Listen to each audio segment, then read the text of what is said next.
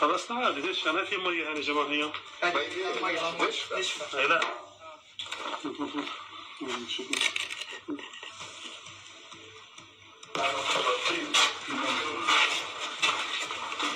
انا رحت الباب اللي قاعد بحر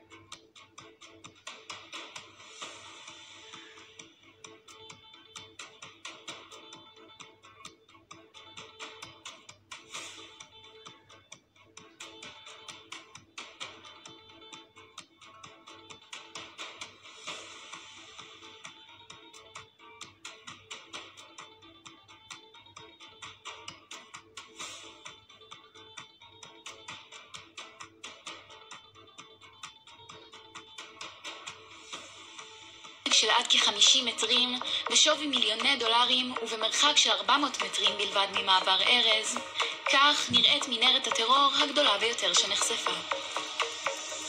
על חשיפת המנהרה שנבנתה בהובלתו של מוחמד סינואר, פעלו בשבועות האחרונים לוחמי יחידת יהלום, כוחות חי"ר והנדסה ויחידות מיוחדות. הלוחמים השתמשו באמצעים מודיעיניים וטכנולוגיים מתקדמים, סרקו את מנהרות הטרור וזיקו אותן. במהלך הסריקות ובאמצעות מידע מודיעיני מהתמרון הקרקעי, התגלו מספר סניפים ופיצולים שמהווים רשת רחבה ומסועפת של מנהרות טרור. תשתיות חשמל, קשר וביוב, אמצעי לחימה, דלתות הדף ואפילו מעברים לכלי רכב הם רק חלק מכל מה שהותר בתוואי התת-קרקעי הזה. מי שהיה שותף בבניית המנהרה היו בכירי החמאס מוחמד ויחיא סינואר, אותם בכירי ארגון אשר במקום להשקיע את המלט ואת הבטון ואת המשאבים בבניית בתי ספר, בחרו להשקיע אותם בבניית תשתיות טרור שנועדו להרוג ולפגוע באזרחי העוטף. בהובלת הבכירים הללו, בניית המנהרה כללה צוות של עשרות מחבלים שהגיעו במיוחד לשם בנייתה מח'אן יונס לצפון הרצועה. הם עשו שימוש בחומרים שטרם נראו במנהרות טקטיות של ארגון הטרור, וכן במכונות חפירה מיוחדות שהוברחו לשטח עזה. אנו אוחזים מספר שבועות בתוואי המנהרה, ולא אפשרנו לארגון החמאס לממש את המתווה במהלך המלחמה. אנו נמשיך לרדוף